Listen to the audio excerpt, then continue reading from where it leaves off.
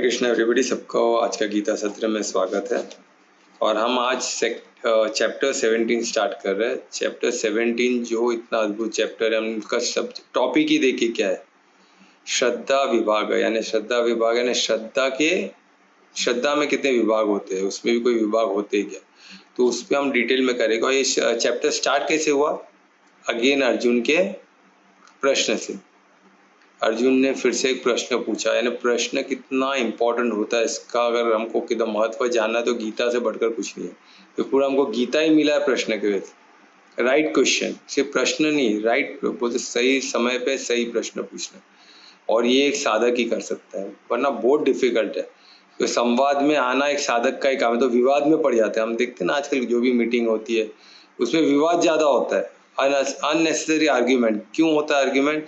क्योंकि क्वेश्चन पूछना नहीं आता, रॉन्ग टाइम में रॉन्ग क्वेश्चंस, और क्वेश्चन कोई रिलेवेंट नहीं है, और क्वेश्चन ही नहीं है, वो तू मैं है, यानी आर्ग्यूमेंट है, वो क्वेश्चन है ही नहीं। बस उसने बोला तो वही रिपीट करो, वही सेम वो जो बताया उसी को रिपीट करो। हम क्यों सुने? ये कोई क्वेश्चन तो ही ना है, हम क्यों सुने, हम क्यों माने? ये सब क्वेश्चंस बहुत साधक को क्वेश्चन ड्राफ्टिंग साधक चीज़ कोई कर नहीं सकता, और ये प्रैक्टिस से ही होता है, और परमात्मा के ऐश्वर्य से ही होता है। तो हमको परमात्मा का मदद लेके हमको आगे बढ़ना है। तो क्वेश्चंस भी एकदम प्यारे हो जाएंगे, आंसर्स भी सब प्यारे हो जाएंगे, सब संवाद बन जाएगा। और संवाद यानी जो संवाद से ही गीता निकलता है, संवाद से हर सोल्यूशन निकलता है। इस विश्वास के साथ, इस श्रद्धा के साथ हम आगे बढ़ेंगे तो इसमें हमें निष्ठा भी आ जाएगी। तो हम ये सब देखेंगे कि क्या किस तरह हम आगे बढ़ सकते हैं, है ना। और ये स्पेशली चैप्टर 17 और 17 के पहले हमने कुछ प्रैक्टिस की थी। प्रैक्टिस हमने करने कुछ एक बोला क्या उसको हमने क्या बोला था, उसका टॉपिक क्या रखा था, अंतर परीक्षा, एक परीक्षा रखा था। तो वो परीक्षा एक्चुअली मेरे लिए था, पर हमने उसको परीक्षा बोला कि क्या वो परमात्मा ने क्या परीक्षा रखा था कि अभी हम एडवांस करने वाले। एडवांस यानी क्या होता है, जो इससे बेसिक लेवल यानी जो हम पढ़ रहे हैं उसी को समझ रहे, पर एडवांस उससे बियॉन्ड होता है। यानी जो परमात्मा के इसमें कितने गुह्य बातें, उस गुह्य बातों को चेक करना, उसको जीना। तो इसमें थोड़ा सा एफर्ट ज़्यादा है, और इसमें थोड़ा सा स्किल भी ज़्यादा, परमात्मा से कनेक्शन भी ज़्यादा होना चाहिए, तभी पॉसिबल है। तो इसमें मेरे को एक्चुअली परीक्षा मेरी थी कि मैं उसके लिए तैयार हूँ कि नहीं, एडवांस कोर्स के लिए मैं तैयार हूँ कि नहीं। तो परमात्मा ने मेरे को क्या बताया था, 5 का एक फिगर था। अभी नॉर्मली क्या होता है कि जैसे कोई भी, अब मैं जैसे ये नेचुरोपैथ बनने से पहले मैं सेल्स में था। ये नेचुरोपैथ पढ़ाई मैंने सेल्स में रह के ही की है। तो सेल्स में हमें समय मिलता था काफ़ी, क्योंकि हम क्या उसमें टारगेट पे होता है। अगर हमने टारगेट अचीव कर लिया तो बहुत ईजी, हमारे पास समय बहुत रहता है उसमें। बस वो टारगेट अचीव करने के लिए जो स्किल जो लगता है, जो तुम्हें, वो भी एक साइंस है। मार्केटिंग, सेलिंग, ये सब साइंस है। वो साइंस हम समझ गए ना तो बहुत इजी होता है। ये मैंने टफ वे सीखा है, पर ये फैक्ट है। और जब मैं MBA किया तो उसमें साइंस को बताया गया, पर वो थियोरी में बताया गया, प्रैक्टिकली और प्यारा होता है। प्रैक्टिकली आपको एक बार साइंस मालूम पड़ गया, ये आपने अनुभव कर लिया, तो आपको कोई भी चीज़ बेचने में, कोई भी सर्विस या कोई प्रोडक्ट को सामने क्लाइंट तक पहुंचाने में, उनको कन्विंस करने में डिफ़िकल्ट नहीं होगा। क्योंकि इसके पीछे एक साइंस ये है कि अगर मैं ज़्यादा लोग को मिलता हूँ और मेरे स्किल से, अगर स्किल नहीं भी है तो भी मैं अगर 100 प्रोस्पेक्ट तैयार करता हूँ जिन्होंने मेरे प्रोडक्ट को समझा, उनको वो प्रोडक्ट अच्छा लगा, सिर्फ उनको लेना है नहीं लेना वो अभी तो उन्होंने कंफर्म नहीं किया, तो उनको प्रोडक्ट अच्छा है। 100 लोग हो गए तो 10% यानी 10 का सेल मेरा कंफर्म है। ये एक साइंस है उसके पीछे का। तो अभी 10% है ना, अब इसका मतलब क्या होता है, 100 में 10 बिकेगा ऐसे नहीं है। अगर मेरा कुछ नहीं आता है, सिर्फ प्रोडक्ट लेके निकला हूँ, पर मेरे को 100 लोग मेरे पास है जो ये ले सकते हैं, जिन्होंने उनको आज ये प्रोडक्ट उनको पता है, उन्होंने सुना, उनको अच्छा लगता है, मैंने उनको पहले बताया हूँ। और ये 100 कहाँ से है, 1000 लोगों से है। अभी ये प्रोस्पेक्ट यानी क्या होता है, जिन्होंने प्रोडक्ट सुना है उनको चाहिए, है ना। और सस्पेक्ट कौन होता है, पूरी पब्लिक सस्पेक्ट है, तो कोई भी ले सकता है ना। तो उन सबको मैं मिलते रहूंगा, तो 1000 लोग को मिलूं तो 100 लोग प्रोस्पेक्ट बनेगी, 10% 1000। यानी उनको प्रोडक्ट में इंटरेस्ट आएगा ही, हर प्रोडक्ट बिक सकता है। ये साइंस है और इसीलिए ये फॉरेन लोग मार्केटिंग में इतने एक्सपर्ट होते हैं, हर चीज़ बेच लेते हैं। हमको लगता है ये चीज़ कौन खरीदेगा, तो उसका भी मार्केट है, उसके भी क्लाइंटल है। तो यही साइंस से आता है, किधर मार्केट करना है, टारगेट क्राउड कौन है, कौन सा जगह पे गए, इसके पीछे पूरा डिटेल साइंस है। तो इसको हम समझेंगे तो बहुत ईजी हो जाता है। तो इसके हिसाब से कितना होगा, मेरे को 100 लोग में 10, एक परमात्मा ने मुझे क्या फिगर दिए थे, 5 एक फिगर आया था मेरे को ब्रह्म मुहूर्त में, कि 5 जन अगर ये इसका जवाब देते हैं तो इसमें कोई गलत सही तो है नहीं। आप परमात्मा आपने कैसे दिए, तो 3 सब्जेक्ट थे हमारे, 3 शब्द थे, है ना, उसका शब्दार्थ, भावार्थ और अनुभव बताना था। पहला शब्द क्या था, साधक, सेकंड क्या था, परमार्थ, और थर्ड क्या था, परमार्थी। ठीक है, इसका शब्दार्थ था बहुत सरल था, और आप लोगों को सबको कुछ ना कुछ तो पता है, हम सबको कुछ ना कुछ तो पता ही है, ऐसा नहीं कि बिल्कुल हम उसके बारे में कुछ नहीं जानते था, तो था नहीं। तो 5 जन का जवाब था, अगर वो जवाब आता था तो इसका मतलब ये होता था कि मैं इसके लिए तैयार हूँ, एडवांस के लिए मुझे तैयारी करनी चाहिए और एफर्ट्स लेकर उसको करना चाहिए, आगे बढ़ना चाहिए, नहीं तो खुद पे मेहनत करना चाहिए। इसका सिंपल मतलब है, इसमें कोई डिफिकल्ट है नहीं। वो कभी भी हमको लाइफ उसी को बोलते हैं ना, हमें एज अ साधक हमको आगे बढ़ना है, प्रयत्न करते रहना है, तो प्रयत्न और ठीक था। पर 5 मुझे तो ये चैलेंज था, तो मुझे करना ही था, क्योंकि मार्केटिंग में हम लोग को पता है जो भी चैलेंज हो उस पर करके दिखाओ। अभी पर ये कितने लोग में, 8 लोग में, अभी 8 में मैं खुद का तो खुद को काउंट नहीं कर सकता हूँ, तो 7 में 5 ये टफ था, क्योंकि 7 में 5 होना बहुत टफ है, क्योंकि 10 कितना 50 में 5 कंफर्म है। 50 लोग तो तुमको डर ही नहीं होता, तो 50 में 5 जन आएगा ही, मेरे को कुछ एफर्ट्स करने की जरूरत है। मैंने पोस्ट किया 5 जन का आगे 100 पर 5 मिनिमम आता, ज़्यादा भी आ सकते थे, पर अभी इधर कितने थे 7 में 5 चाहिए मेरे को, तो मैं पोस्ट करूं वैसे आने के चांसेस नहीं होने वाले, 5 तो आएंगे ही नहीं। और वैसे ही हुआ, पोस्ट करके इमीडिएट मुझे नहीं आया, तो मुझे पता था कि नहीं हो सकता, और साइंस नहीं है वो, फिर क्या है, ऐसे ही साइंस नहीं हो, ऐसे ही हवे में सपने देखना ऐसे होता है। तो फिर मैंने उसमें एफर्ट था, घड़ी घड़ी पोस्ट करना, अलग अलग शब्दों में पोस्ट करा जाए। फिर मैंने कल्पना का मदद लिया कि उसको बोला सबको कॉल करके बताओ, तब जाके 5 हुए। सबको कॉन्फिडेंस देने दूंगे, क्या सबको प्रश्न में राइट है कि रॉन्ग है, मैं दे पाऊंगा कि नहीं दे पाऊंगा।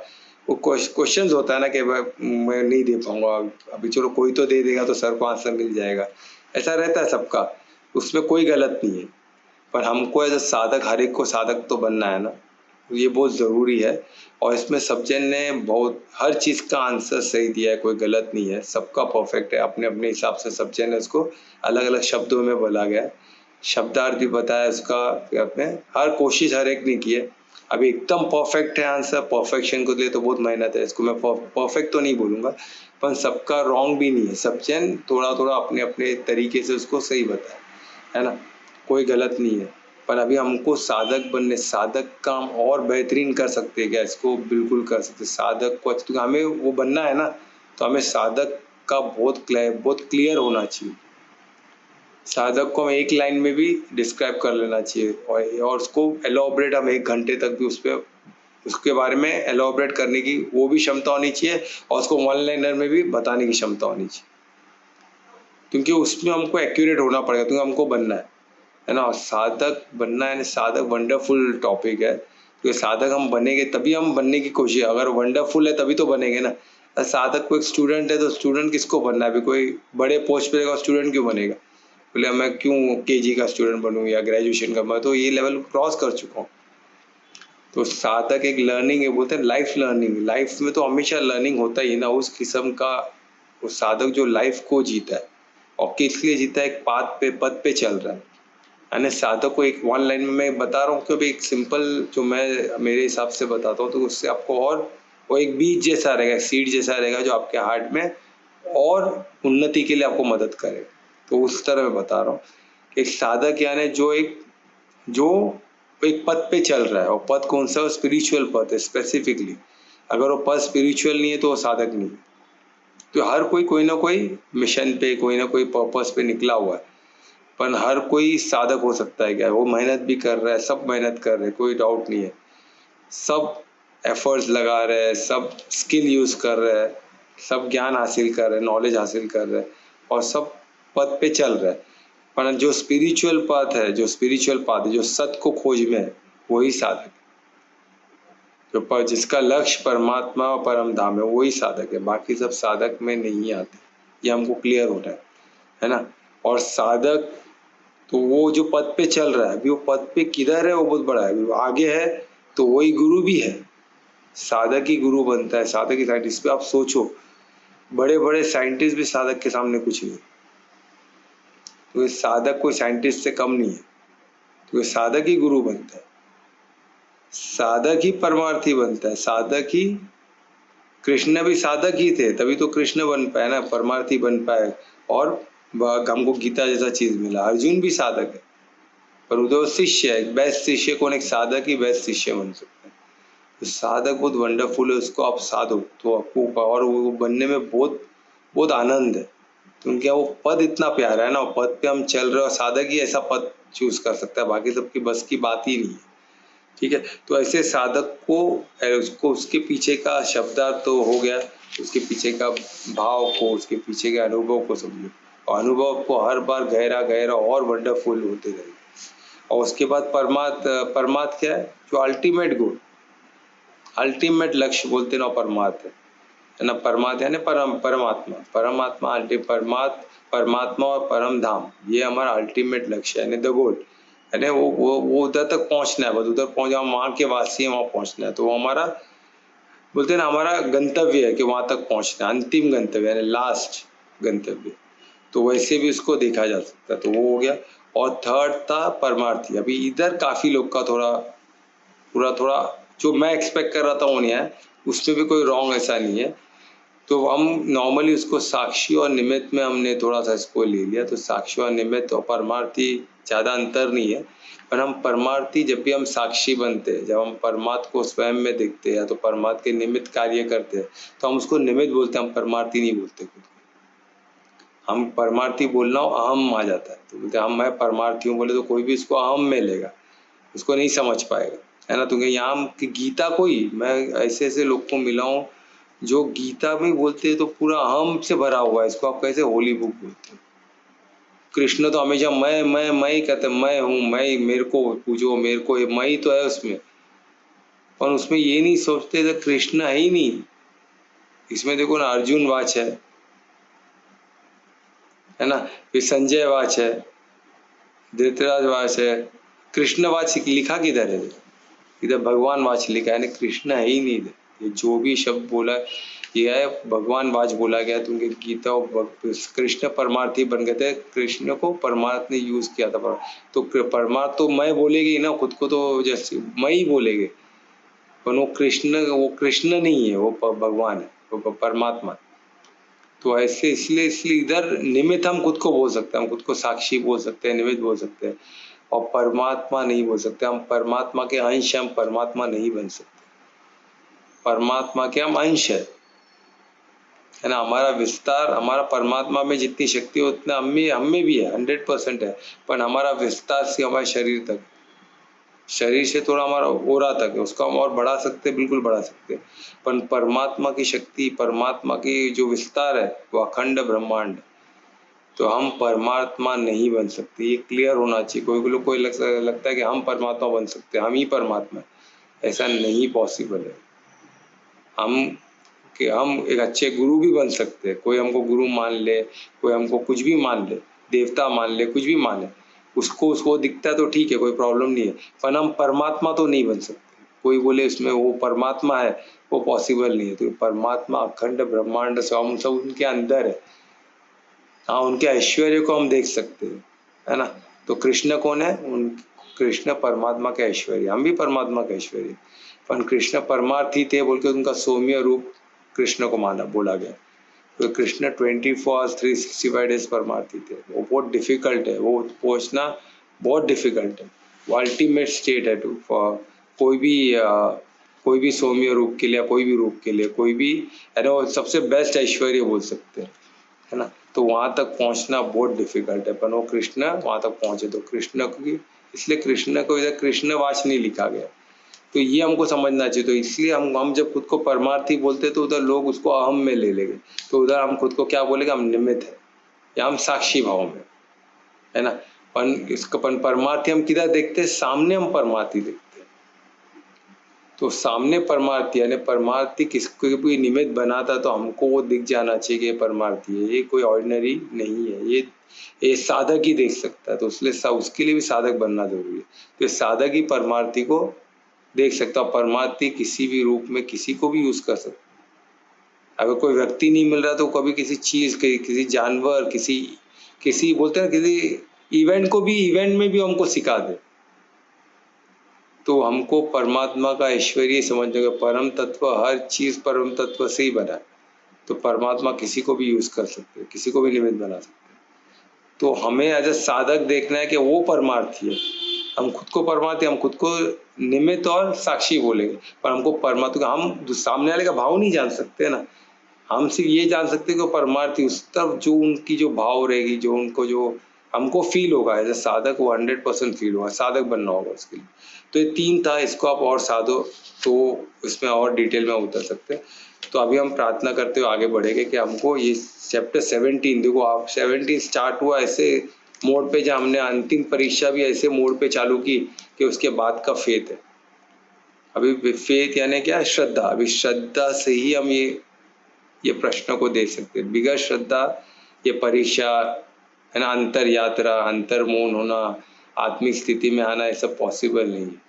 क्योंकि ये सब सूक्ष्म चीज है ना, स्थूल चीज नहीं है। और सूक्ष्म में पहुंचने वो दिखता नहीं आंखों से, वो अनुभव किया जा सकता है। उसके लिए श्रद्धा होना जरूरी है। बिगैर श्रद्धा ये सब जगह पे पहुंचना इम्पॉसिबल, इम्पॉसिबल। श्रद्धा के बगैर ये सब एग्जिस्ट ही नहीं करता। जिनको श्रद्धा नहीं है वो सब चीज को उनके लिए एग्जिस्ट ही नहीं करता है। उनके लिए यही बॉडी, पैसा, एंजॉयमेंट, एंटरटेनमेंट, नशा, इसी में रहेगी। उन लोग कभी उसके बियॉन्ड कुछ देख ही नहीं पाएंगे, है ना। ये आंखों से तो वही दिखेगा ना। तो हमको वहां तक पहुंचने के लिए श्रद्धा, परमात्मा, भक्ति, ये सब चाहिए। ये शब्दों को समझना, उसको जीवन में उतारना, वो सब साधक से ही पॉसिबल है। वही ये सब अनुभव कर सकता है। ठीक है। तो दोनों हाथों के परमात्मा, ऐसे समय पे हमको देखो ये सब हुआ है, कितना ये सब मैजिकल है ना। या परमात्मा का ऐश्वर्य से ही पॉसिबल है। तो उनका दोनों हाथों का नमस्कार मुद्रा में लाए, उनको धन्यवाद करे परमात्मा को परिशुद्ध प्रेम से, अनन्य भक्ति से। आपको धन्यवाद दे इस ज्ञान के लिए। हमसे प्रार्थना करें कि हम श्रद्धा को समझ सके, निष्ठा को समझ सके, और चैप्टर 17 को जो अद्भुत चैप्टर है उसको समझ के उसको जी सके और स्व का सबका मंगल कर सके। फिर से परमात्मा को धन्यवाद देते हुए दोनों हाथों को दर्शन करें। हाथों की ऊर्जा को आंखों चरों पर लगाएं। ओम श्री गणेश। प्रज्ञा में आपको कुछ क्वेश्चन पूछना था ना?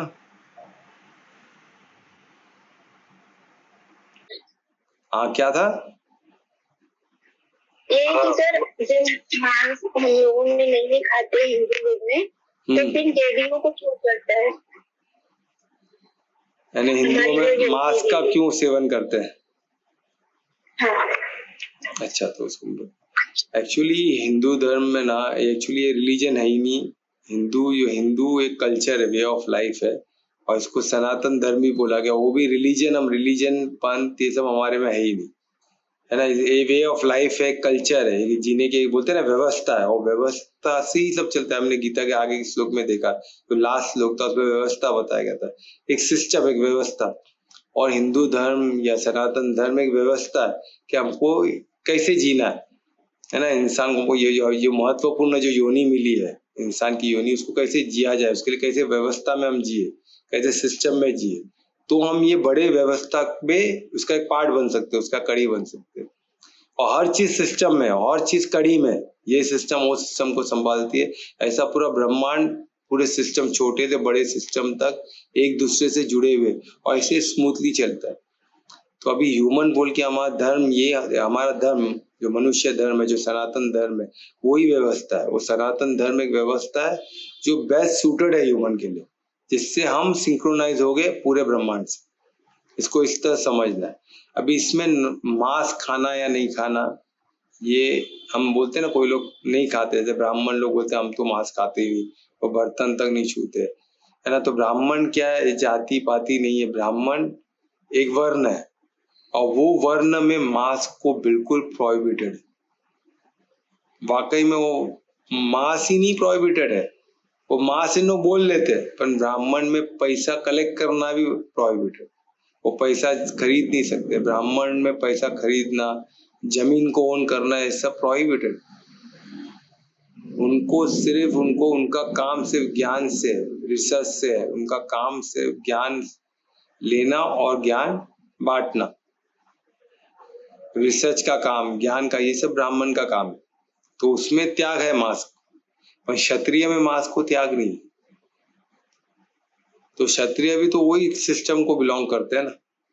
और किधर भी योग दर्शन में, जहाँ तक योग दर्शन जो मैं पढ़ा हूँ, तो उसमें भी किधर भी नॉनवेज की मनाही नहीं है, मांस खाने की मनाही नहीं है, उसमें हिंसा की मनाही।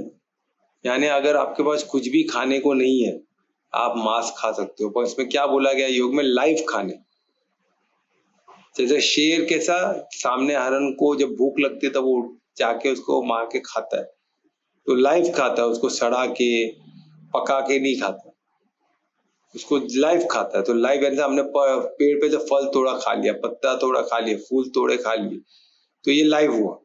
और पका फिर फल तो पकता ही है ना पेड़ पे, तो हम उसको और पकाने की जरूरत ही नहीं है। जैसे जो भी वेजिटेबल्स है, टमाटा है या कोई भी भिंडी है, सब हम कच्चा तो तोड़ के खाते नहीं है या यूज करते हैं, हम तो पका हुआ ही तोड़ते हैं ना। तो वो पक गया है पेड़ पे, उसको और क्या पकाना।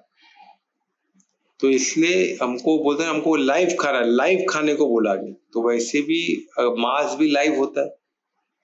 अगर जिंदा किसी को, जिसे अभी शेर कैसा शिकार करता है, जिंदा मारता और खाता है, उसको ज्यादा सड़ने से पहले खा लेता है, तो सड़ा हुआ चीज खाने के लिए अलग व्यवस्था बनी गई। जैसे हम वल्चर बोलते हैं, फिर हाइनास बोलते हैं या कौवा बोलते हैं, इन लोग सब वो सब खाते हैं, वही लोग पचा सकते हैं, बाकी लोग के लिए नहीं है। बाकी कोई भी जानवर आप देखोगे सड़ा हुआ नहीं खाता है, स्पेसिफिक व्यवस्था है, और व्यवस्था में स्पेसिफिक जीव है जो करते हैं, और वो अलग योनि है उसका।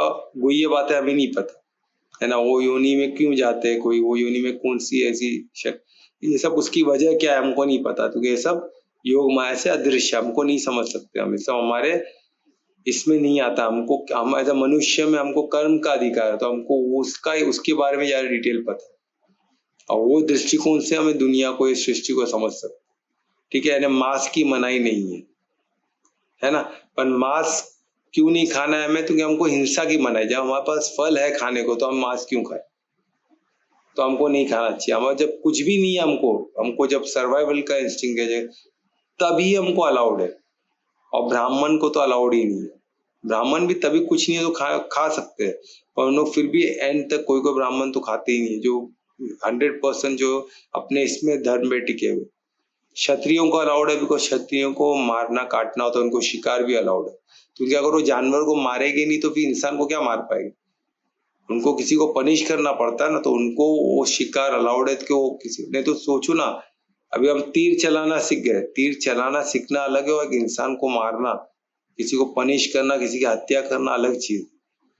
तो उसके लिए क्षत्रियों को वो अलाउ है, तो कोई जानवर को मारेगा तभी तो इंसान को मार पाएगा। तो वो जो बोलते ना, वो जो ऐसा जिगर चाहिए, ऐसा बोलते ना, ऐसा एक व्यवस्था अपने अंदर हो जो ये सब चीज कर सके, उसके लिए वो प्रैक्टिस करनी पड़ती है। इसलिए उनको शिकार अलाउड है, फिर उन्होंने शिकार किया तो मांस खाना भी उनको अलाउड। क्षत्रिय लोग काफी लोग खाते थे। तो ये है, तो क्षत्रिय भी तो हिंदू धर्म में ही हुआ, सनातन धर्म का ही हुआ। तो इसलिए उसको उस परिप्रेक्ष्य में मत देखो उसको, यानी हम 4 वर्णों में बटे हुए, ये मेन है, हमारे जाति पाति नहीं है, और इसमें वर्ण के हिसाब से अलग अलग तरीका दिया। और सेकेंड, जब कुछ नहीं खाने को है तो हम हर चीज खा सकते हैं, जो भी हम पचा सके, क्योंकि सर्वाइवल, हमको सर्वाइव, ये शरीर हमारा नहीं है तो हम नहीं खा रहे। कौन खा रहा है, ये कर्म क्षेत्र खा रहा है। और कर्म क्षेत्र क्यों खा रहा है, जो उसके सेल्स के लिए, कि कोशिका के लिए खा रहा है, तो खाना उसको अलाउड है ना। पर हम शरीर को तमो से सतो में लेके आने के लिए हम कुछ चीज अवॉइड करते हैं, तो हम उसको इनको सतो तक लेके जाना है, पर शरीर को सब अलाउड है। हमें क्यों नहीं अलाउड है, हम क्यों डिसीजन नहीं ले सकते, क्योंकि हमको इस शरीर को सतो तक लेके आना है, क्योंकि हम शुद्ध सतो। तो ये सब चीज हमको समझना पड़ेगा, तो ये सब क्लियर हो जाएगा। तो मांस हमारे में नहीं खाना ऐसा कुछ नहीं है। हमको देखना है कि हमको जब हिंसा मना है तो हमको हिंसा करके कोई जानवर को मार के खाना शौक के लिए वो प्रोहिबिटेड है, वो नहीं अलाउड। तो प्रज्ञा मैम कुछ क्लियर हुआ? हाँ सर। और सेकंड क्वेश्चन क्या था आपका? सेकंड यही था सर कि जब खाना मना था तो वही पहले के लोग फिर उसको चढ़ाते क्यों थे? अच्छा, तो देवी देवता को चढ़ाते क्यों थे ना? तो वो ऐसा होता है कि एक्चुअली क्या होता है हमारे में सनातन धर्म में ये भी जो भी हम खाते हैं पहला पर्व तो हम करता भी नहीं, हम भोगता भी नहीं। तो पर कर्ता कौन है? परम कर्ता कौन है? परमात्मा। परम भोक्ता कौन है? परमात्मा। जितने देवी देवता थे वो सब परमात्मा के ऐश्वर्य है ना, सब उनसे ही उनकी अलग अलग शक्तियों का अलग अलग देवी देवता बोल के, जैसे सूर्य देवता, चंद्र देवता, हमने एक एक शक्तियों को एक एक पर्सोनिफाई किया है उनको देवता, फिर उनका स्वरूप भी बना है। उनका सूर्य वैसे इंसान जैसे दिखते क्या नहीं दिखते, पर हम उनको एक पर्सोनिफाई किया कि सूर्य देवता अगर इंसान के इसमें दिखे तो कैसे दिखेंगे, हम हमारे बुद्धि से उनको एक स्वरूप देते हैं। पर एक्चुअली सूर्य क्या है हमको पता है, अपन वो एक अपने धर्म में टिके हुए तो उनको हम देवता बोलते हैं। तो उनके भी अगर हमारा कुछ भी गुजारा नहीं हो सकता, वो भी ब्रह्मांड की एक इम्पोर्टेंट शक्ति है, तो उसको हम देवता बोलते हैं। पर है किसके ऐश्वर्य? परमात्मा का ऐश्वर्य। तो ऐसे देवी देवता को हम पूछते हैं, तो हम देवी देवता के थ्रू परमात्मा को पूछ सकते हैं। किसी को निमित्त बना के भी पूछा जा सकता है, ऐसा नहीं कि हमको निमित्त, पर हम निमित्त बन सकते हैं तो कोई भी देवी देवता परमात्मा के निमित्त बन सकते हैं। पर हमको भाव परमार्थी रख के पूछना के परमात्मा का ऐश्वर्य बोल के पूछना हो। तो अभी देवी देवता परमात्मा का ऐश्वर्य, तो ये करता भोक्ता भी वही है, हम नहीं है करता भोक्ता। तो हम क्या करते हैं, जो भी खाते, जो भी वो पहला भोग हम परमात्मा को चढ़ाते, देवी देवता उनके ऐश्वर्य को चढ़ाते देवी देवता। तो अभी सोचो हम जो बनाते वही हम भोग चढ़ाएंगे ना। तो ऐसे कुछ लोग हैं जो खाना पीना है उन्होंने कभी खेती पहले थी नहीं, ये सब पहले की बात है। तो पहले व्यवस्था अलग थी, पहले पूरा सिस्टम अलग था। तो कुछ जगह में और जगह जगह में भी अलग अलग था। तो सोचो ऐसी जगह में जहाँ शिकार करके ही खाते रहते, उनका वही खाना है, शिकार करके ही खाना है उनका। तो उन लोग भोग तो मांस मच्छी चढ़ाएंगे ना, मांस ही चढ़ाएंगे परमात्मा, तो उनका भोग ही वही वो खाने वाले, तो भोग वही चढ़ाते थे। तो उनके आज भी उनके वंशज रहेंगे, उनके बच्चे आज भी रहेंगे, तो उन लोग वही परंपरा बोल के चलाते, यानी इसको द्रव्य यज्ञ बोल के आज भी कंटिन्यू हो रहे। पर आज के परिप्रेक्ष्य में ऐसा करना, और कोई करते भी है तो ठीक है, पर ऐसा करना आज वो नॉट नेसेसरी है मेरे, तो उसको वो द्रव्य यज्ञ, हमको उसको ज्ञान यज्ञ में कन्वर्ट करना हो। अगर ज्ञान से करो तो सब चलेगा, ज्ञान बिगड़ सिर्फ द्रव्य में फंसे रहना या अक्लमंदी नहीं है। और द्रव्य यज्ञ हमेशा चेंज होते बैठा है। पहले जैसे हम पूछते थे, आज देखो हम लाउड स्पीकर लगाते, पहले तो लाउड स्पीकर नहीं था, है ना। आज हम लाइटिंग्स लगाते, पहले तो लाइटिंग नहीं हुआ करते थे। पहले दिया भी नहीं था, दिया के पहले लोग क्या करते रहे, जब दिया ही नहीं था, आग ही नहीं था, तो कैसे पूछते होगे, कोई अलग तरीका होगा, तभी द्रव्य का अलग था। वैसे ही तरह शब्द भी नहीं थे पहले एक्शन में बात होता था, तो द्रव्य कैसे एक्शन में होता होगा। उसके बाद शब्द आए, पर लिखत कुछ नहीं था, तो सब जन अपने अपने हिसाब से शब्द बोल के करते थे। फिर शब्द लिखने की प्रथा चालू हुई, तब उसको प्रॉपरली लिखा गया, मंत्र श्लोक बना गया, तो हम श्लोक बोल के यूज करते हैं। तो ऐसे ऐसे ऐसे करके हम इवॉल्व होते गए, तो हमारा द्रव्य की भी और पावरफुल होते गए। फिर उसमें फूल पत्ते फिर दिए, तो हम उसको और अच्छा बनाते गए, क्योंकि ये हर चीज, हर द्रव्य में जो भी यूज होता है वो हमको थेरेपेटिकल वैल्यू है। यानी हम खुशबू, स्मेल थेरेपी भी होता है, अरोमा थेरेपी जिसको बोलते हैं, जो हम देखते हैं, कलर थेरेपी हो देखने, वो सब हमको किधर न किधर मदद होता है। तो इसीलिए यज्ञ में फूल, कलर्स होते हैं, स्मेल होते हैं, अरोमा होते हैं, शब्द को जो मंत्र होते हैं, जो हमको इफेक्ट करता है, हमारे कर्म क्षेत्रों को इफेक्ट करता है, हर क्षेत्र हर व्यवस्था को इफेक्ट करता है। और ऐसा व्यवस्था एक सिंक्रोनाइज करके एक बेटर व्यवस्था बन सके, तो उसका पर्पज का ज्ञान उसके पीछे वही है। तो उसको वहां तक हमको देखना है। और उसके पीछे अगर ज्ञान एक ही है, बोलते ना द्रव्य के बदलते आया है, आज तो एकदम अलग है। आज लोग हम देखते मोबाइल पे बजाते हैं, पूरा पूजा पाठ मोबाइल पे चलता है, वो सिर्फ करते हैं निकलते फटाफट। जो पहले 2 घंटा था आज शॉर्ट में, क्योंकि टाइम नहीं है किसके पास, तो 5 मिनट जैसा टेस्ट मैच था, टेस्ट मैच का वन डे का भी T20 हो गया, 2020 हो गया, अभी क्या पता कल उससे भी कम हो जाएगा, हमें नहीं पता। तो उसी तरह पूजा द्रव्य भी छोटा छोटा होते, पहले पूरा दिन चलता था, तो पहला क्या था, पहले वो सतयुग में सब पूरा दिन लोग भक्ति में रहते थे, फिर द्वापर में कम हुआ, फिर त्रेता में और कम हुआ, आज तो कलयुग में किसको सब इतना मन भटक रहा है, अब किसके पास समय है इतना।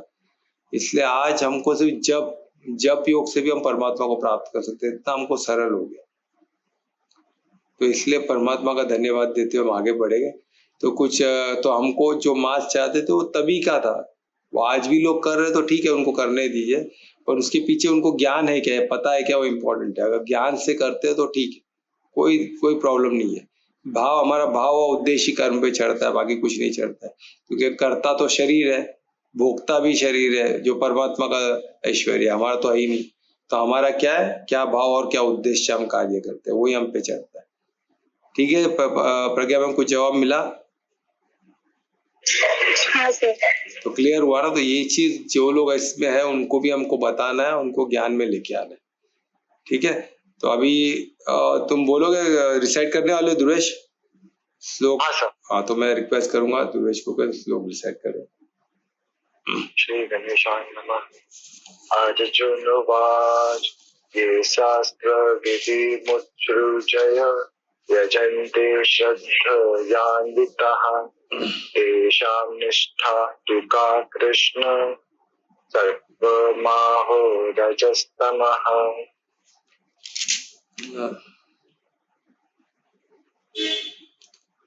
धन्यवाद दुरेश। जैसे हम देखते हैं अभी चैप्टर 17 जो श्रद्धा विभाग योग है, श्रद्धा के विभाग क्या है, हम जैसा श्लोक करते करते समझेंगे तो और बेटर रहेगा। तो आज हम सिर्फ ये समझेंगे कि ये चैप्टर अगेन, पूरा चैप्टर हमें एक क्वेश्चन से मिला जो अर्जुन वाच है ना। अर्जुन, जैसे मैं बताया था, अर्जुन वाच है ना, इधर अर्जुन वाच स्पेसिफिकली लिखा गया क्योंकि अर्जुन के शब्द है। अर्जुन ऐसे साधक क्वेश्चन पूछ रहा है, पर जवाब किससे मिल रहा है? परमात्मा से, यानी परमात्मा से मिल रहा है।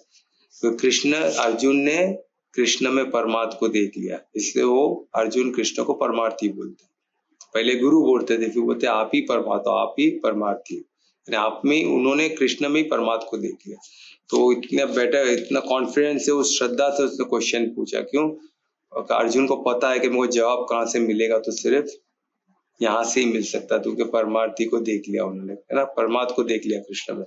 तो this is the right place to ask question. तो उन्होंने परफेक्ट क्वेश्चन पूछे, किसके लिए? खुद के लिए भी और पूरे जग के लिए। तो आज भी हमको यूज हो रहा है इतने सालों बाद भी, तो इसलिए अर्जुन का धन्यवाद। इतना प्यारा क्वेश्चन। अभी तो क्वेश्चन कितना प्यारा है, देखो उन्होंने क्या पूछा कि अभी उन्होंने देखा, हम आपको 16 चैप्टर क्या था, 2 गुणों में बटा हुआ था, हमने देखा देवी गुण और असुरी गुण, यानी परमात्मा ने और सरल कर दिया। यानी गुण में आप ध्यान दो, आपका आप पार हो सकते हो, आप सतों में जा सकते हो, परमात्मा को प्राप्त भी कर सकते हो, इतना सरल कर दिया।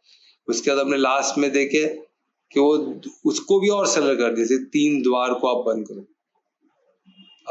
पूरे असुरी गुण को 3 द्वार से आते बता दिया, 3 द्वार को बता दिया। कौन सा था, कोई बता सकता है? क्रोध नहीं, पहला, सबसे पहला काम, उसके बाद क्रोध, उसके बाद लोभ यानी लालच। तो ऐसा काम यानी कामनाएं, सेकंड क्रोध यानी एंगर, गुस्सा आना हर छोटे छोटे बात पे, और तीसरा है लोभ यानी लालच।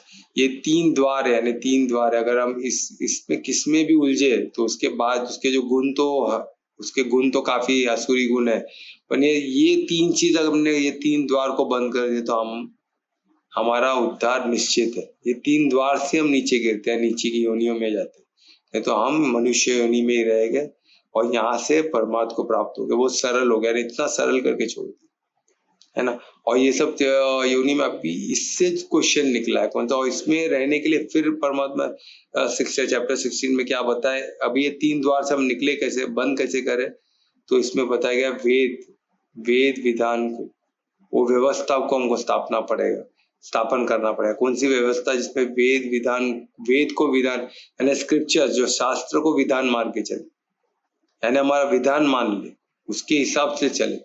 हम कब विधान किसको मानते थे, इसके हिसाब से हमको चलना है, ये मान ले 101%। तो इसमें भी वही बताया गया, शास्त्र विधान। अभी इसमें क्या होता है, अभी जो शास्त्र विधान को मानते हैं, अभी इनमें क्वेश्चन है अर्जुन में, तो वही क्वेश्चन ही है उसी पल जैसे कृष्ण ने वो बोले कि जो शास्त्र विधान को मान के आप चलोगे तो आप ये 3 द्वार को बंद कर दो, तो आपका पतन इम्पॉसिबल है, आप नीचे योनियों में जाओगे ही नहीं। ये 3 द्वार से ही जाते हैं ना, फ्री फॉल होता है, जितना बुरी तरह गिरोगे उतना नीचे की योनि में जाओगे, संभल के गिरोगे तो थोड़ा कम योनि में, ऊपर की योनि में हो। और नर्क बोला गया, नर्क की ऐसी गंदी जगह जहाँ गंदी और जहाँ अंधकार होती है, जो पिक्चर में टीवी में जो दिखाते हैं नर्क को एकदम, उधर ये सब प्रोग्राम चलते हैं, वैसा कुछ भी नहीं है, वैसा कुछ नर्क एग्जिस्ट नहीं करता, हमको गीता में मालूम पड़ गया। तो ये क्या, ये नीचे की योनियों को ही नर्क बोला गया क्योंकि वो गंदी जगह है ना। और उधर क्या, रोशनी भी नहीं है, अंधकार की जगह है। अब देखो आपको आइडिया लग जाएगा, आप साधक बन के सोचो तो क्या है, हमको पता चल जाएगा, हमको ज्यादा उसमें सोचने की जरूरत नहीं, इजीली एकदम सिंपल शब्दों में बताएगा। फिर भी हम नहीं समझे तो क्या प्रॉब्लम है, सोचो। हमको साधक बन जाए तो सब क्लियर हो जाता है, सब दिखता है, कोई ऐसा छुपा नहीं रहता। तो हमको पता चल गया। अभी फिर अर्जुन को क्वेश्चन आया, वही क्वेश्चन पूरा 17 चैप्टर की शुरुआत ये क्वेश्चन, तो उसके बाद भगवान बात चालू होता है। तो क्वेश्चन क्या है, तो जो अभी बोल रहे जो शास्त्र विधान अभी वही शास्त्र विधान, उसी की बात करें जो लास्ट श्लोक में, जो पिछले 1-2 कंक्लूडिंग श्लोक में था चैप्टर 16 के, ये शास्त्र विधान को मानना जरूरी है। तो वही बोल रहे कि जो शास्त्र विधान को न माने, टोटल रिजेक्ट करे, यानी उसमें बताया उत्सृज यानी जो रिजेक्ट करते, त्यागते हैं, शास्त्र को पढ़ते ही नहीं है, बोलते भाई ये शास्त्र वास्त्र आउटडेटेड है, हमको इससे कोई लेना देना नहीं। और वो शास्त्र तभी क्या थे, वेद पुराण ये सब थे, तभी गीता नहीं था। गीता तो तभी आया, अर्जुन को तभी तो प्रत्यक्ष मिल रहा था, तो तभी गीता नहीं था। आज जब शास्त्र विधान की बात करते उसमें गीता भी उसको इंक्लूड हो गया, अब ये समझ लो। तो अभी हमारे लिए गीता इंक्लूड है शास्त्र में, क्योंकि वो पूरे शास्त्रों का सार है, तो गीता उसमें इंक्लूड करके हमको चलना है, ठीक है। तो इसमें क्या बताया गया है कि गीता को जो हम देखते कितने लोग गीता को पढ़ते ही नहीं है। मैं भी, मेरे घर में गीता था, मैंने कभी पढ़ा नहीं था।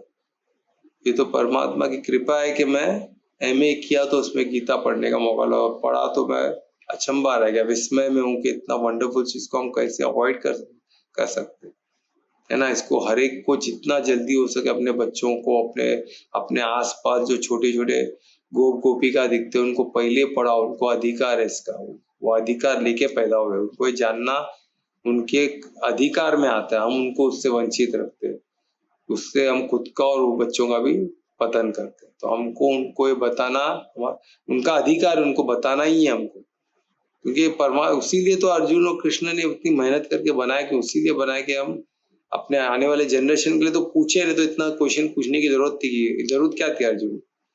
अर्जुन तो गुरुकुल में पढ़े, तो उसको सब ज्ञान था, और खुद को रीएस्टेब्लिश करना, ज्ञान को घड़ी घड़ी मनन चिंतन करना और रिफाइन करना, उसमें कोई गलत नहीं है ना। तो हम जितने बार, इसलिए हम गीता कितने टाइम सुनते, क्यों इतने टाइम सुन पाते, उसके पीछे भी वजह, वो भी हम करेंगे। वो श्रद्धा से होता है ना, तो श्रद्धा होने से होता है। देखो आगे कैसे वंडरफुल होगा। तो क्या बता रहा है इसमें कि उन्होंने शास्त्र विधान को त्याग दी। जो लोग शास्त्र विधान को त्यागते हैं पण वर्शिप करते, यानी इसमें दिए यजनते, यानी वो वर्शिप करते, कैसे करते, पूरे श्रद्धा से करते, श्रद्धा युक्त करते। अभी श्रद्धा या इसमें अन्वित है, यानी युक्त से, श्रद्धा युक्त है, बोलते योग युक्त होना, कर्म युक्त होना, तो वैसे श्रद्धा युक्त, यानी श्रद्धा, पूर्ण श्रद्धा में डूब के उन लोग वर्शिप करते। किसको करते हैं वही बताया, दया जिनमें उनकी निष्ठा है उसको करते हैं। अभी इधर श्रद्धा ही बोला गया, निश्चय बोला गया, तो इसका क्या मतलब है, ये तो अलग है कि एक ही शब्द है, इसको भी हम देखेंगे इस श्लोक के बाद। तो श्रद्धा से उन लोग वर्शिप करते हैं, श्रद्धा में युक्त होके करते हैं, और किसको करते हैं, जिनमें उनकी निष्ठा है। तो श्रद्धा और निष्ठा क्या है वो भी देखेगा, और दोनों एक समय पे चल सकते हैं क्या, वो भी देखेंगे, ये पॉसिबल है क्या, वो भी देखेंगे, ठीक है। और तू इंडीड किसको करते हैं का, वॉट, कौन की, कृष्ण को बोल रहे हैं अभी, यानी अभी ये जो ऐसे करते हैं, जो शास्त्र विधान को त्यागते हैं और पूरी श्रद्धा से वर्शिप किसको करते हैं, अपनी इच्छा, अपने माने हुए, वो किसको भी, किसमें भी उनकी जो आसक्ति बोलो या निष्ठा बोल दो, यानी निष्ठा, एक बड़ी आसक्ति को लोग निष्ठा बोलते हैं, वो भी हम देखेंगे। तो निष्ठा बोलते उसमें वो पकड़ के रखते, उसको करते, तो उसको क्या बोला जाएगा? कृष्ण को बोलते हैं कि वो सतों में जाएगा। वही कितना ब्यूटीफुली पूछ रहे, देखो इंडेड व्हाट कृष्णा, यानी कृष्णा यानी कृष्ण है वो, जिनको परमार्थी मानते, अपना गुरु मानते और परमार्थी मानते उनको, तो उनको पूछते हैं कि वो सतोगुण में आएंगे या रजो में, रजस गुण में आएंगे या तमोगुण में आएंगे, उनको आप क्या बोलोगे, वो किस गुण में आते? यानी कितना वंडरफुल क्वेश्चन है, कितना डेप्थ है, सोचो। यानी वो बोल रहा है, अभी यही विभाग योग की बात, विभाग का उन्होंने एक ऐसा शब्द पूछा कि हमको श्रद्धा विभाग योग मिला। सोचो पूरा एक चैप्टर मिला है हमको, तो हम इसको एक एक श्लोक बोल के जानेंगे। पर उससे पहले ये श्लोक में जो मेन, जिसका जो बोलता है मेन क्रंच, जो मेन जानने ऐसा चीज था, वो श्रद्धा और निष्ठा।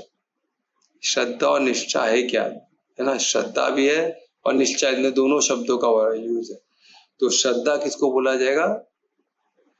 जो इनिशियल, जो हमको बोलते हैं ना, इनिशियल जो फेथ रहता है, जो अभी जस्ट शुरुआत, अभी हम शुरुआत में हम श्रद्धा में किसी को बिलीव करके हम आगे बढ़ सकते हैं ना। होप को भी आप बोल सकते हो, होप एकदम लूज वर्ड है। तो होप क्या होता है? इंग्लिश वर्ड में जो होप है वो हम बोल सकते हैं ना, भौतिक लगता है वो, पर जब श्रद्धा आ जाता है तो भौतिक से बढ़ जाता है, क्योंकि हम पांचों कोश को इन्वॉल्व करते हैं। ठीक है, इसलिए संस्कृत में हम पांचों एज ए साधक, हम पांचों कोश को लेके चलते हैं। तो इसलिए श्रद्धा का बहुत महत्व है। श्रद्धा शब्द को आप साध सकते हो, पर होप को नहीं साध सकते। होप को साधेगा तो आपको उसमें साधने तक, होप है भाई, सिंपल है, इसमें होप है बोल के करते हैं। तो उसी तरह श्रद्धा और उसका डेप्थ मिल जाता है, क्योंकि हम पांचों कोश से करते हैं, ऐसी भौतिक बात नहीं। पांचों कोश को लगा के हम उसमें श्रद्धा करते हैं, उसमें हम होप रखते हैं कि वो चीज हमको करना है, यानी इनिशिएट करते कोई चीज को पूरे फेथ के साथ। तो इनिशिएट किया था उसको हम श्रद्धा के बगैर कोई शुरुआत हो नहीं सकती। तो श्रद्धा इनिशिएट। फिर निष्ठा क्या है?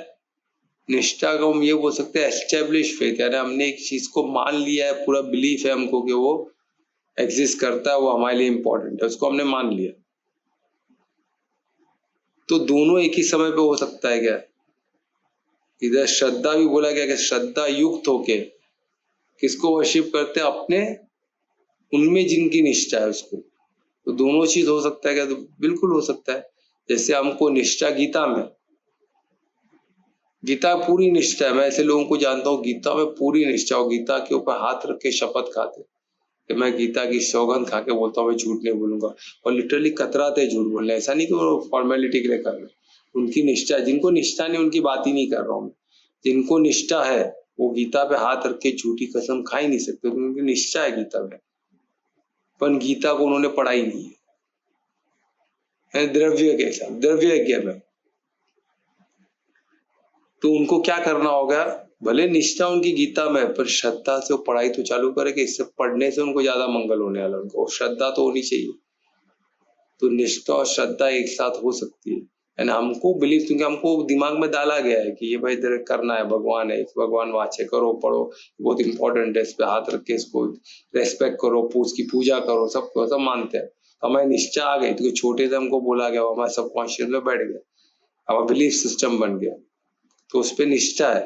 तो उस पर श्रद्धा, उसको पढ़ने की हमने कभी कोशिश नहीं की, क्यों भाई? ठीक है, पूजा पाठ हो गया ना, हमारा काम हो गया, आगे बढ़ो। तो वो फिर क्या काम का? तो इसलिए हमको द्रव्य में हमको नहीं फंसना, हमको द्रव्य इंपॉर्टेंट है, पर उसको ज्ञान के हिसाब से करो तो और मंगल है हमारा। तो हम क्या करेंगे? श्रद्धा से गीता को पढ़ेंगे। तो श्रद्धा से गीता से पढ़ने हम इनिशिएट कर रहे हैं, और इनिशिएट क्या कर रहे हैं? उसी फेथ को, उसी निष्ठा को हम इनिशिएट करते हैं, और उनके ऐश्वर्य को जानने के लिए। तो एक एक ऐश्वर्य को जानने के लिए एक एक श्रद्धा की जरूरत पड़ेगी, हर ऐश्वर्य को जानने। और गीता में हमने देखा कितने योग है, परमात्मा के कितने ऐश्वर्य बताए गए, हर ऐश्वर्य को समझने के लिए हमको श्रद्धा से चालू करनी पड़ेगी। इतना कुछ है, इसलिए तो गीता जितने टाइम पढ़ो उतना कम लगता है। एक ही चीज को, श्लोक तो यही रहने वाले, श्लोक बदलने नहीं वाले, पर हमारा जो निष्ठा, जो श्रद्धा है, वो निष्ठा पे बहुत चीजों पे आता है, सिर्फ निष्ठा गीता पे नहीं, गीता के एक ऐश्वर्य पे, एक एक श्लोक पे हमारी निष्ठा में हमको कन्वर्ट करना है, कि श्लोक को, एक एक ज्ञान को हमको उसको निष्ठा में लेके आना है। तो उस तरह आप देखो तो दोनों एक साथ हो सकते हैं, बिल्कुल पॉसिबल है। और इसमें और एक चीज है, इसका वर्णन श्रद्धा का किया गया है, बिल्कुल गीता में किया गया, यहाँ तो ही हमने देखा, उसके अलावा आगे के चैप्टर में भी किया है। एक भगवान वाच क्या कृष्ण भगवान वाच क्या बोलते हैं, इसमें बोला गया कि श्रद्धा से ही आप नॉलेज को ज्ञान में कन्वर्ट, इंफॉर्मेशन को, जो भी हमको इंफॉर्मेशन इसमें दिया गया है वो सब द्रव्य में ही है, ये शब्दों में है। इसको हम ज्ञान कब बना, जब श्रद्धा से ही हम इसको ज्ञान में कन्वर्ट करें। श्रद्धा बगैर ये ज्ञान में कन्वर्ट होगा ही, वो द्रव्य बोल के रहेगा, श्लोक बोल के रहेगा, ये शब्दों के फॉर्म में ही रहेगा, ना उसका अर्थ समझ पाएगा, ना भाव समझ पाएगा, ना अनुभव तक पहुंच पाएगा। तो हर चीज के लिए श्रद्धा जरूरी है। एक बार श्रद्धा से आपने चालू की तो वो चीज निष्ठा में पहुंचती है। तो निष्ठा का वर्णन किया गया है क्या गीता में, उसका अलग अलग तरीके से किया गया। तो निष्ठा का क्या वर्णन किया गया है, निष्ठा का एक तो बोला गया कि अपना ज्ञान में निष्ठा, हमको ज्ञान में निष्ठा चाहिए। जो भी ज्ञान है भगवान वाच है, कृष्ण वाच है, भगवान वाच है, कृष्ण परमार्थी थे, ये निष्ठा होनी चाहिए। उसके अलावा ब्रह्मांड में निष्ठा है ना, उसके अलावा ऐसे बहुत शब्दों का इसलिए यूज है, हर चीज है इसमें। ये भी दिया गया है कि किसका योग निष्ठा, योग में निष्ठा, योग यानी जो योग पद्धति है, जो भी योग, जो योग का मतलब है जुड़ना ना, किससे जुड़ना, इसमें जो भी योग, अब जैसे ये भी क्या है, श्रद्धा विभाग योग, तो योग में निष्ठा होने से ये योग को हम समझ पाएंगे, नहीं तो नहीं समझ पाएंगे। तो निष्ठा बहुत जरूरी है, यानी अगर श्रद्धा, अगर आप समझो श्रद्धा का ये बोल सकते हैं, अगर दरवाजा खोलने में श्रद्धा का मदद होता है, श्रद्धा से दरवाजा आप खोलोगे ना तो खुलेगा ही नहीं कुछ चीज, शुरुआत ही नहीं करेंगे हम कुछ चीज, कुछ ओपन ही नहीं होगा माइंड को, तो हमारे मन, हमारी बुद्धि को ओपन करने के लिए और कुछ चीज अपना लेके हमको श्रद्धा की जरूरत, श्रद्धा से हम डोर को ओपन कर सकते हैं और निष्ठा से हम लक्ष्य तक, अपने परम गंतव्य को प्राप्त कर सकते हैं। या तो कोई भी लक्ष्य प्राप्त करना है तो आपको निष्ठा होनी चाहिए खुद में, वो कार्य में, हर चीज में निष्ठा होनी चाहिए, तो हम पहुंच सकते हैं, है ना। उसी तरह और कोई बता सकता है कि और क्या क्या श्रद्धा और निष्ठा को और किसमें हम देख सकते हैं, किस तरह देख सकते हैं, तो एग्जाम्पल दे सकता है? तो हाँ, श्रद्धा को हम बीज जैसे देख सकते हैं, एक बीज, और निष्ठा एक पेड़। बहुत अच्छे, बहुत अच्छे। हम बीज और पेड़ की तरह भी देख सकते हैं। बीज कैसे, कि जब हम बीज डालते हैं उसी में से पेड़ निकलता है ना, तो हम बीज डालते तो हमको श्रद्धा है कि बीज अंकुरित होगा, है ना, तो उसकी हम वो हिसाब से उसका पास बीज से, बीज को बीच में पेड़ होगा बोल के उसको छोड़ देंगे तो होगा क्या, वो बीज को हमको पूरी श्रद्धा से उसको प्रॉपर जगह पे डालना होगा, उसको पानी ये सब देना होगा, उसको प्रॉपर एनवायरनमेंट देना होगा, तब वो अंकुरित होगा, तब वो प्रॉपर पेड़, उसको देखभाल करनी होगी, तब जाके वो प्रॉपर पेड़ बन के होगा, है ना। क्या हो गया वो, अब पेड़ बन गया ना, हमारी निष्ठा उसमें आ गई, और यही निष्ठा में देखते और फल आते हैं उसमें, और बीज आते हैं, तो यही निष्ठा हमको और श्रद्धा में लेके आती है।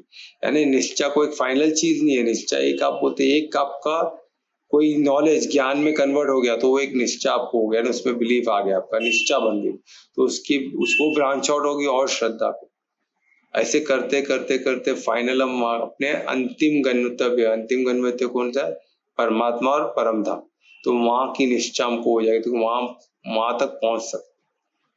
तो ये छोटी बोलते ना कि बेबी स्टेप्स लेके हमको आगे बढ़ना है। तो वेरी गुड धीरज, बहुत अच्छा आपने एग्जाम्पल दिया। तो और कोई देगा, और कोई देना चाहेगा एग्जाम्पल? हाँ सर, एग्जाम्पल जैसे कि जब अंधेरा के बाद सुबह होने वाली होती है तो सूरज की पहली किरण आती है, तो वो हमारे लिए एक श्रद्धा है कि आगे जाके पूरा उजाला ही उजाला हो जाएगा। एक होप आती है कि अंधकार मिट जाएगा, चाहे वो बुराई अच्छाई का समझे या दिन का सूर्योदय हो रहा है उससे रिलेटेड। बिल्कुल, यानी प्रकाश से भी इसको बोल सकते हो और सूर्योदय से भी इसको, प्रकाश को हम ज्ञान का प्रकाश भी बोलते हैं ना, यानी उम्मीद की किरण। तो उम्मीद की किरण बहुत अच्छा है, उम्मीद का बंधन नहीं चाहिए हमको उम्मीद को बंधन बांध के खुद को बांध के नहीं रखना, हमको उसको किरण में कन्वर्ट करना है। जैसे कमलेश जी ने बताया कि प्रकाश बहुत प्यारा एग्जाम्पल है कि सूर्योदय में भी हमको क्या होती है, श्रद्धा होगी कि सूर्य उदय हुआ है, तो वही हमको, सूर्य जब पूरा प्रकाश हो जाता है तो हमको निष्ठा हो जाती है कि भाई ये उदय हुआ है तो यही सूर्य है जो हमको इतना प्रकाश दे सकता है। फिर नेक्स्ट वो जब सूर्य जब ग्रहण होता है, जब नीचे जाता, तो हमको नेक्स्ट श्रद्धा आगे सुबह फिर आएगा, वो श्रद्धा भी रहती है। तो कैसा एक बोलते हैं ना साइकिल है, तो उसमें हमको रहना है। अगर सुख है तो दुख भी होगा और दुख है तो सुख भी आएगा। ये हमको कंटिन्यू सब चीज साइकिल में हमको 100% इसका हमको विश्वास होना चाहिए, वही निष्ठा हो जाती है ना। तो हम डरते नहीं है ना रात को, हमको पता है सुबह सूरज आने वाला है। तो उसी तरह जब दुख आता है तो हम तभी भी हिम्मत से खड़े रहते हैं, हमको पता है दुख तो ये भी टल जाएगा, सुख भी आएगा। तो उसी तरह जब बीमारी आती है, कुछ हम कमजोर होते हैं, तो हमको वही निष्ठा होनी चाहिए कि हम इसको फिर से रिवर्स कर सकते हैं। तो हमारी शक्ति, हमारे शरीर में वो क्षमता है ना, हमारी शरीर हर बीमारी से लड़ सकती है। और ये मैंने देखा है, जिन पे निष्ठा होती है, जिन पे श्रद्धा होती है, श्रद्धा बहुत जरूरी है पर निष्ठा भी उतनी जरूरी है। श्रद्धा क्या करती है, हमको इनिशिएट कराती है और उस पर टिके रहना और निष्ठा से होगा। दूर का एक निष्ठा होना चाहिए, सिर्फ श्रद्धा से काम नहीं चलेगा। हमको उतना निष्ठा भी होना चाहिए कि शरीर में उतनी शक्ति है कि हर बीमारी को लड़ सकता है। और श्रद्धा से उसमें टिके रहना, आज नहीं, हमको टिके रहना है। वो बीज को पानी डालते रहना है, फिर जो अंकुरित होगा फिर उसको संभालना है, फिर धीरे धीरे उसमें वो बड़ा पेड़ है, फिर इतना बड़ा वृक्ष होगा कि वही वृक्ष हमको छाया देगी। सोचो, जिसको हम संभाल रहे थे उसने छाया दिया, उसी ने हमको फल दिया, उसी ने कई बीज दी, जिससे एक एक बीज को हम एक एक झाड़ में कर और पूरा जंगल बना सकते हैं। पूरा जंगल आसपास सब वही जंगल बन सकता है, वही एक बीज ने हमको दिया। तो वो निष्ठा से हम, ये श्रद्धा आती है और श्रद्धा से निष्ठा आती है। एक बोलते हैं ना, एक बहुत प्यारा ये साइकिल है। तो इसको समझेंगे तो हम हमारी, ये सब कुछ साइक्लिकल है। तो वैसे हर साइकिल में श्रद्धा है, निश्चय, श्रद्धा है निश्चय। तो ये हमको साइकिल को समझना होगा। तो हमारा जीवन मृत्यु भी एक श्रद्धा निश्चय है। हमको पता है कि हम, ये शरीर चेंज होते रहता है, हम चेंज, जैसे हम पानी पिए खून चेंज हो गया, तो ये भी हमको निष्ठा होनी चाहिए कि हमारा खून बदले। हम पानी पी रहे तो हम खून हमारा प्योर होगा और अच्छा होगा। उसी तरह हम अन्न खाते तो हम अन्न में कोश और बेहतर होगा। तो अन्न से अन्न में कोश बनता है, तो हमको अच्छे अन्न खाने चाहिए, हमको व्यर्थ नहीं खाना है, हमको अच्छा चीज खाना है। तो हमारा अन्न में कोश को हमको अच्छा बनाना है। तो उसी तरह आत्मा भी, ये शरीर भी जाती है तो फिर दूसरा शरीर हमको मिलता है। ये इस पे नहीं, पूरा सनातन धर्म और हमारे जो स्क्रिप्चर पे निष्ठा होगी तो हम श्रद्धा से उसमें आगे बढ़ेंगे, और श्रद्धा होगी तो फाइनल निष्ठा, अंतिम गंतव्य, अंतिम निष्ठा तक पहुंच सकते हैं। तो ये मेरे ख्याल से सबको कुछ स्पष्ट हुआ। तो धीरे धीरे हम साधते रहेंगे तो 100% होगा। और मैं एडवांस में ऐसे काफी गुह्य बात है जो हमको पता चलने वाली है। तो ऐसे अभी जो हमने अंतर परीक्षा हमने रखी है, इसको एक बार फिर से देखो, पढ़ो, और इसमें कुछ अच्छा मिलता है तो उसको शेयर करते हैं। हम अपने व्हाट्सएप पर्सनली मुझे शेयर कर सकते हो, तो हम आगे बढ़ेंगे। और इसको हम संडे को एक दिन लेके साधक, परमात्मा, परमार्थी को एक बार अच्छे से डिटेल में सबके साथ मिलके एक संवाद के रूप से इसको समझिए। ठीक है, और कोई क्वेश्चन है तो पूछ सकते हैं। नहीं है तो कौन नाच कीर्तन करेगा?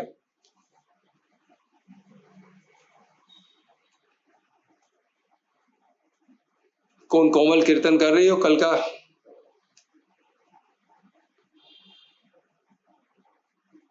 कौन कीर्तन कर रहा है? तो कोमल नहीं कर रहा। आज अनीता का है।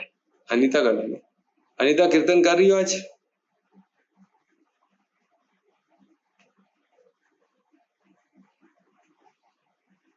लगता है वो पोजीशन में नहीं है करने के। कौन कर सकता है? दुर्वेश तुम कर रहे हो? मैं करता हूँ। हाँ सर। हाँ, तो मैं रिक्वेस्ट करूंगा दुर्वेश से अच्छा कीर्तन कर।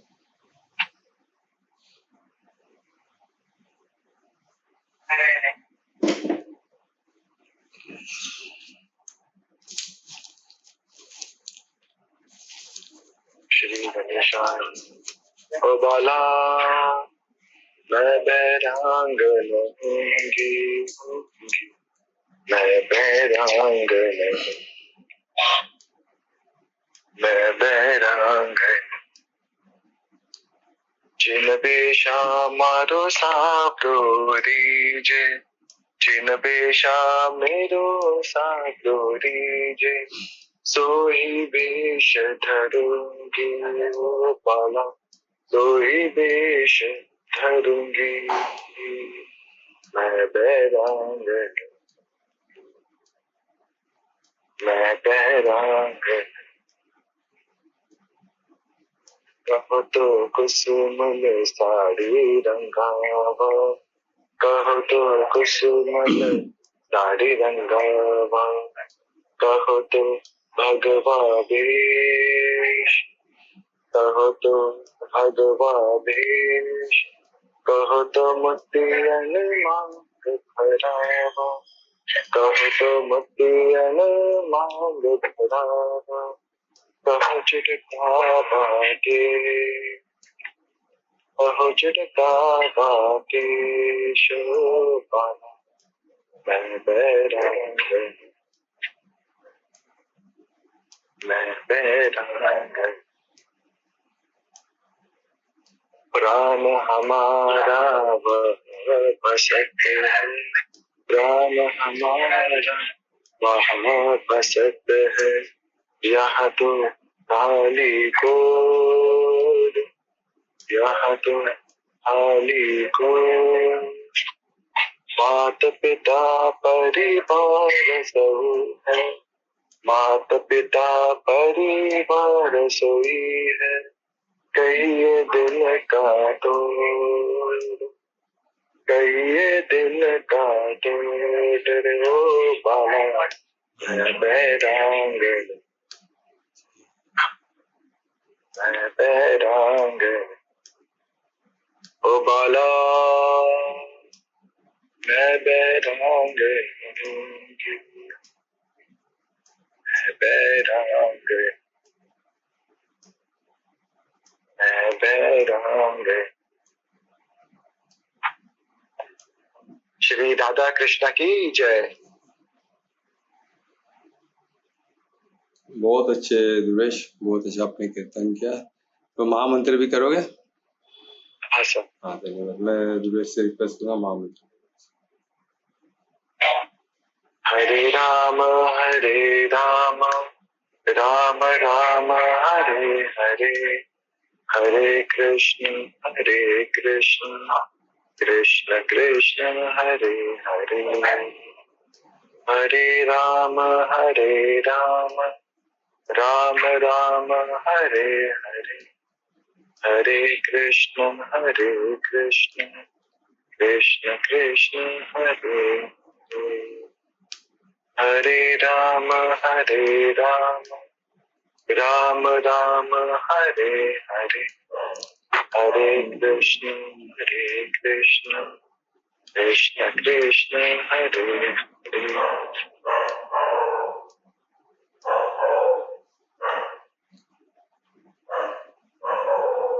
तो धन्यवाद दुर्वेश। इस कीर्तन के साथ एक मधुर कीर्तन आज का सेशन यहाँ समाप्त करते हैं। कल फिर मिलेंगे 9 बजे। तब तक के लिए शुभ रात्रि, सबका मंगल हो। धन्यवाद। धन्यवाद सर, शुभ रात्रि सभी को। शुभ रात्रि, राधे राधे।